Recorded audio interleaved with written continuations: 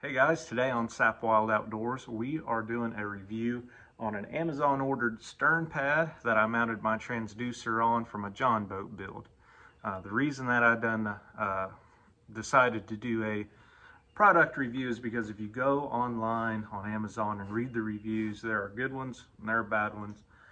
So I figured why not try the product out myself. But a few of the reviews that I wanted to test myself was there was a few that said the pad itself was made more like a foam and it stripped out when you tried to install a screw for your transducer into it. And then some said the glue didn't hold up. So I wanted to test those two. So here's the install. All right, today we are installing a stern pad, which is going to be for hooking up my little fish finder transducer here. I've read a lot of comments where they said that this was foam, so it strips out easy, and it kind of does look like foam, but we're going to give it a try, kind of do a review, install, take it out on the water a few times, see if it holds up. But it seems like a great concept to not have to drill holes in your transom here. And you can see, like on the side of a boat, you could use it just not on the outside, but on the inside, anywhere where you don't want to have to screw into. You can use some little 1/2-inch screws and get it installed there. The question is, will it hold up on the back of a transom on a boat going on the lake and the rivers? So we're going to give it a try. I've already used the little scratch pad here. As you can see, I cleaned it up, got it all scratched up, and they even give you some little wire holders here that are 3M that you can stick up here to direct your wires and keep them all nice and neat. And then of course you got the 3M on the back here. Peel it and we'll stick it right there. But we'll do this install and take it out a few times on the lake, see how it works.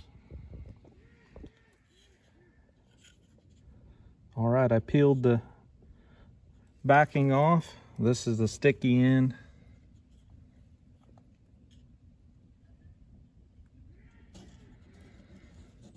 Careful not to let it hang lower than the edge of my boat.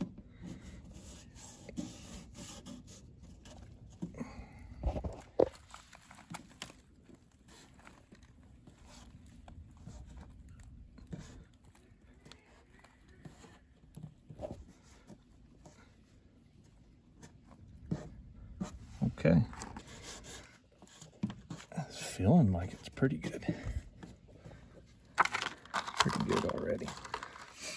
I already had some, but it does come with the alcohol wipe too. I mean, it's got everything, prep pad, everything to get that going. My little fish finder, I'm gonna mount up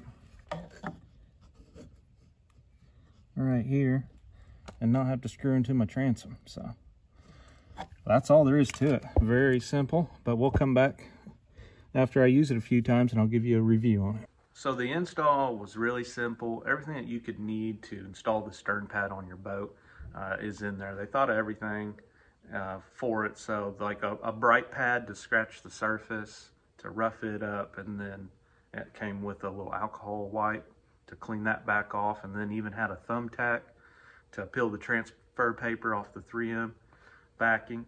And then came with a couple of the wire clips to kind of tidy everything up. So everything you could need in that. We then went and launched the boat out on Lake of the Ozarks, and the water's pretty choppy, and we were cruising along. I think my my John boat would get to 21 miles an hour. It's the fastest it'll go with my setup. And, it's fast enough for me for what I need right now, so I'm happy with that.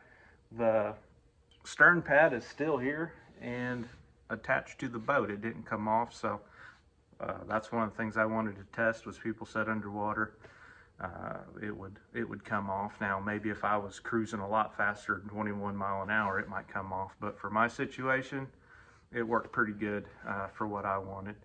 And then as far as the screws stripping out, I figure that if you were to use like an impact and really drive those screws, little screws in there to mount a transducer or something, it probably is going to strip that out.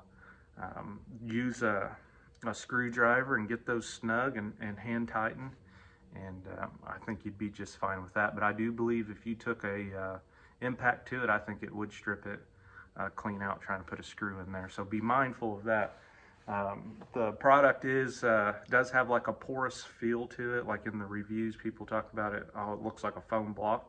And that might be what it is, like a really heavy density block. And really $34 for what it is kind of seems a little pricey, but it keeps you from drilling holes in the bottom of your transom. But a great alternative to keep from drilling holes into your transom, I would give the stern pad a try. The link to what I bought here and installed is going to be in the description below. If you got any questions, feel free to ask. Thank you guys for watching. I appreciate it. Be safe out there. Enjoy God's creation.